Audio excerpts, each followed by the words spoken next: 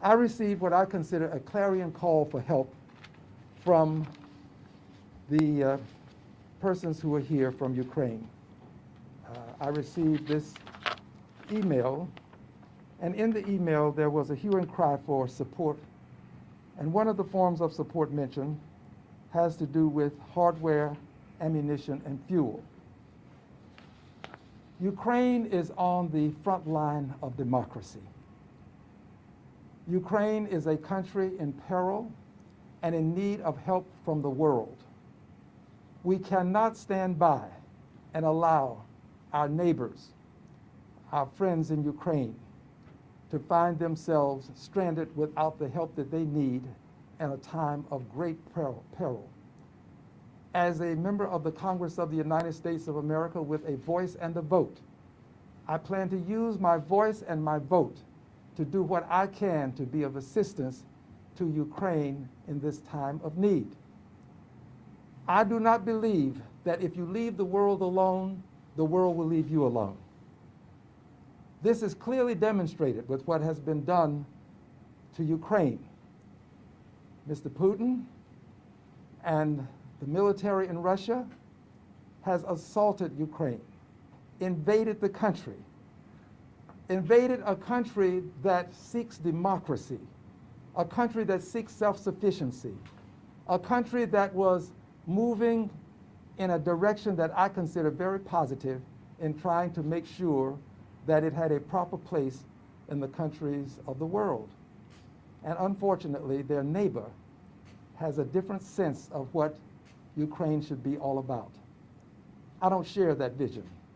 I want Ukraine to be self-sufficient. I want it to be autonomous. I believe in the sovereignty of Ukraine. And I plan to do what I can as a member of Congress with a voice and a vote to protect the sovereignty of Ukraine.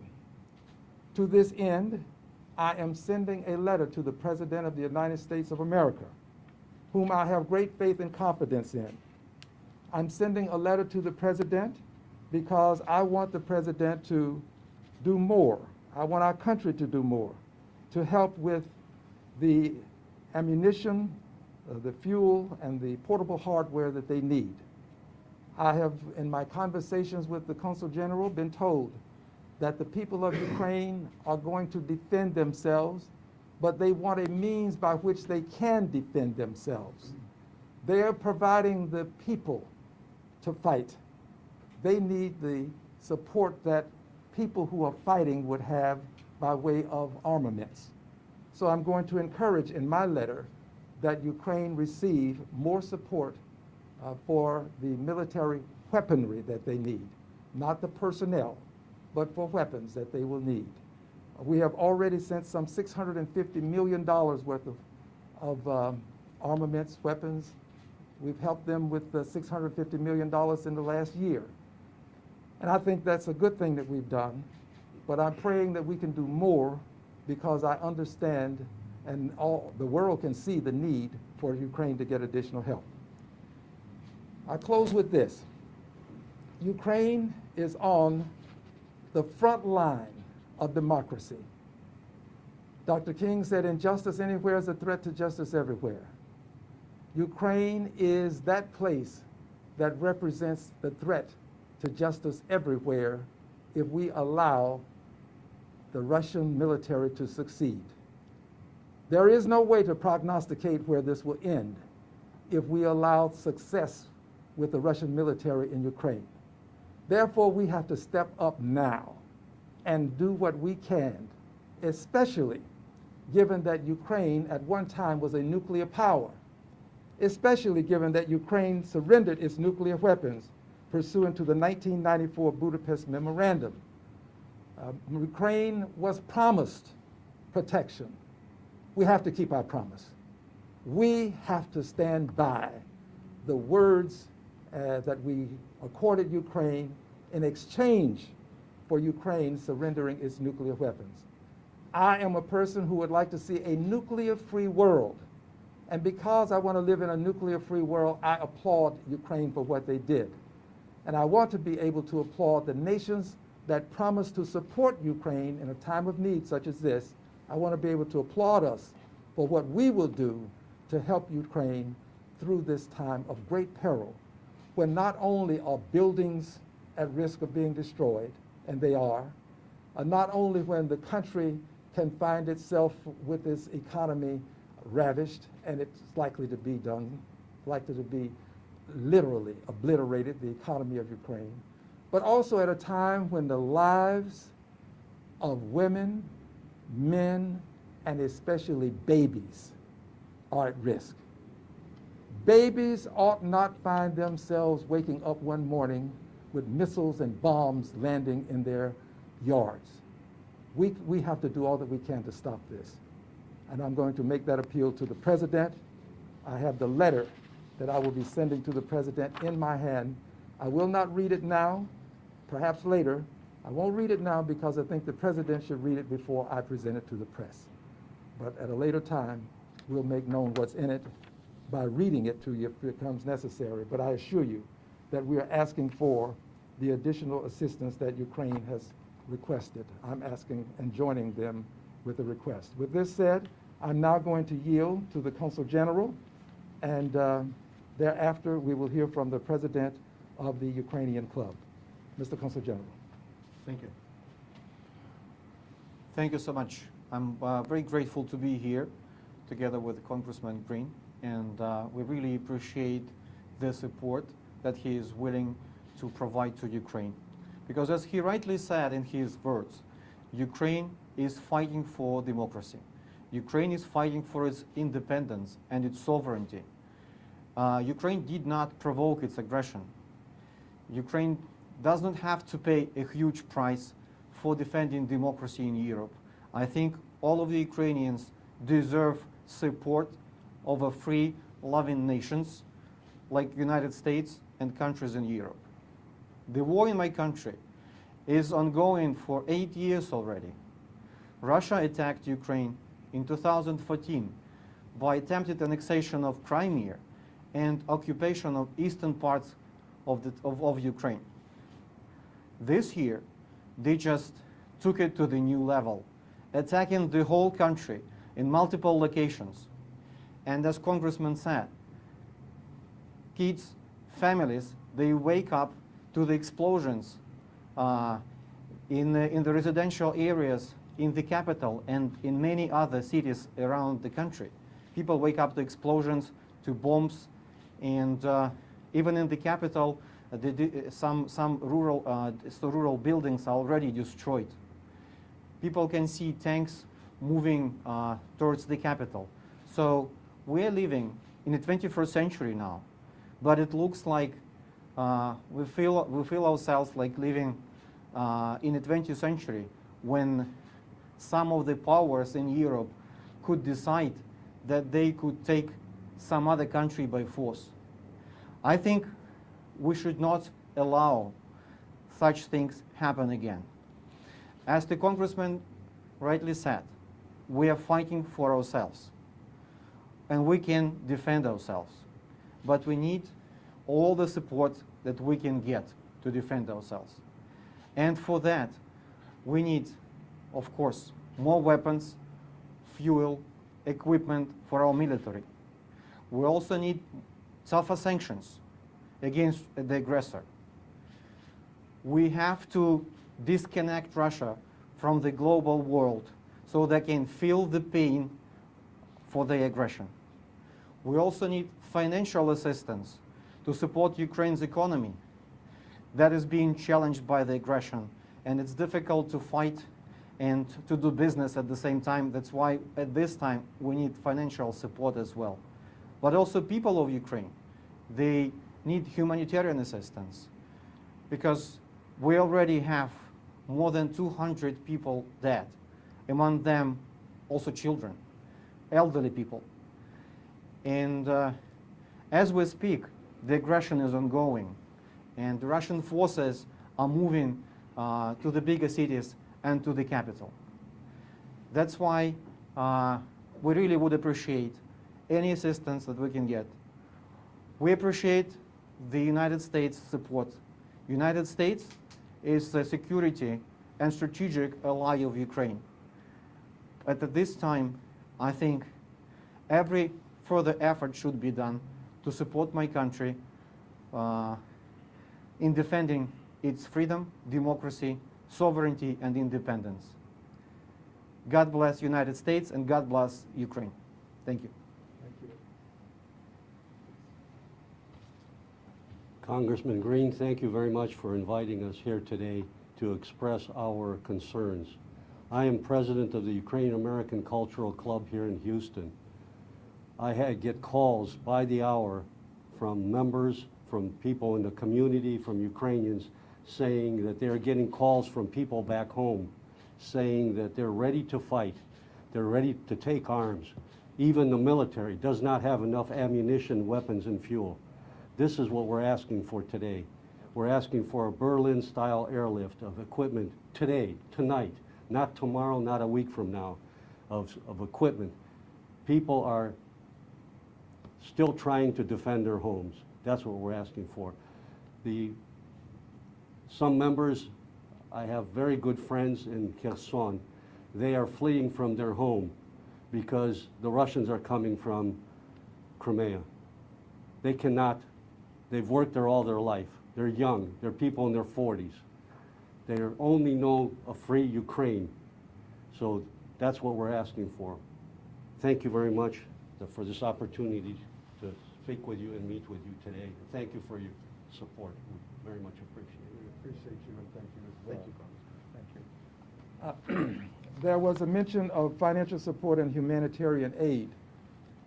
I did not include this in my letter, but I shall include the letter in the letter. I shall make the amendment to the letter to include the very language associated with financial support and humanitarian aid. Humanitarian aid because the United States is known globally for our financial aid, for humanitarian effort. We've gone to distant places and we've helped people who many thought we should not help because of who they were, but we do it. So we want to give humanitarian aid, and I think we need to help them with financial support. It's not enough to say we'll guarantee a loan if they cannot get that loan properly negotiated through some lending institution. So I think we should do what we can to provide financial support as well. And finally this, friends, this is about human beings. This is about people. The land is important to everyone, but the people are the reason we should be doing this. This is about women and children and people who were trying their best to have a destiny free of war. We cannot sit on the sidelines as war is going to move through a country that did not provoke this war. So we've got to do what we can to be of assistance. And with this said, I will take questions from the press. Congressman, how would you address concerns that Putin has threatened to impose consequences on anyone intervening in this? I believe that the United States of America has been a leader in the free world for reasons associated with taking on the challenges of those who would say that there are consequences. We can't let history show 100 years from now, when those who look through the vista of time upon this time, we can't let the record reflect that we allowed a country to be devastated and taken over by another country. If we do, not only will history not be kind to us, but also we don't know where it ends. It didn't end with Ukraine. We thought that Crimea might be the end, but it didn't end with Crimea. Now it's all of Ukraine. Nobody can prognosticate what's next because you have a person who has unlimited power in his country. It's not a democracy. Ukraine was a democracy, a growing democracy, a democracy about to blossom. We cannot allow it to be taken over by a strong man. We can't.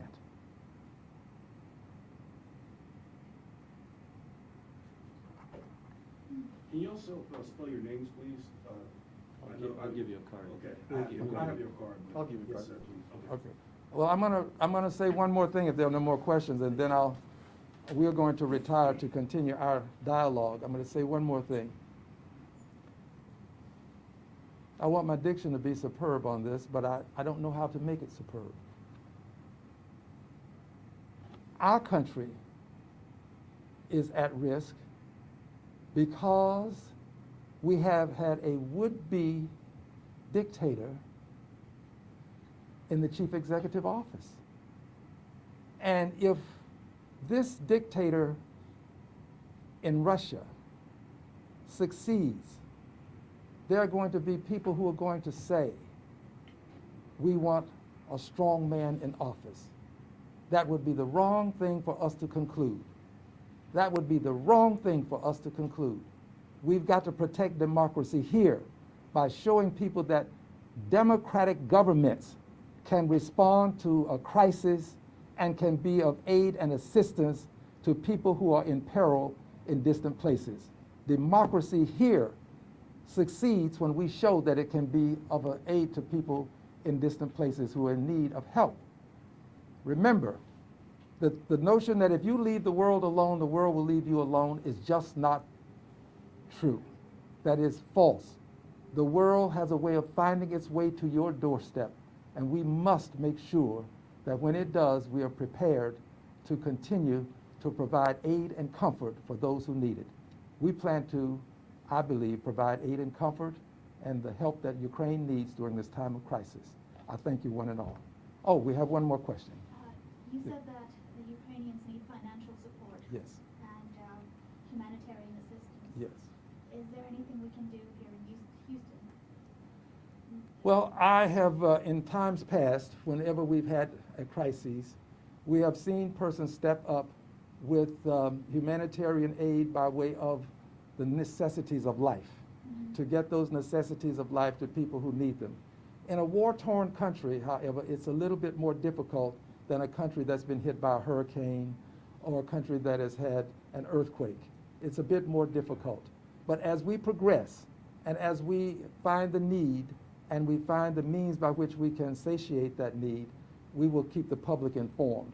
And there may be a time, at a later time, for persons to help with that type of humanitarian assistance. But for now, we are going to depend on the government that is the richest and most powerful in the world to provide the humanitarian aid and assistance just for now. But there'll be a time, I believe, when people can pitch in as well. That's my belief. And I speak as a member of Congress who has a voice and a vote.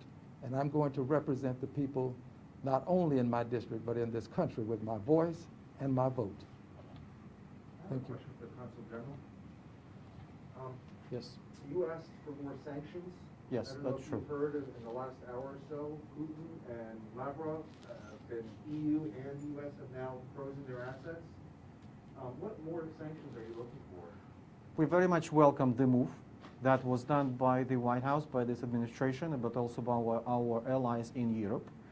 But we want more sanctions on Russia's financial sector. We want the SWIFT sanctions, so-called, to be implemented. So the Russia cuts off from the SWIFT system. So that's also important, that they will not be able to finance the war they're waging against my country. So there are other sanctions that we would like to have in place. But also we want them kicked off from all of the international fora they're in right now.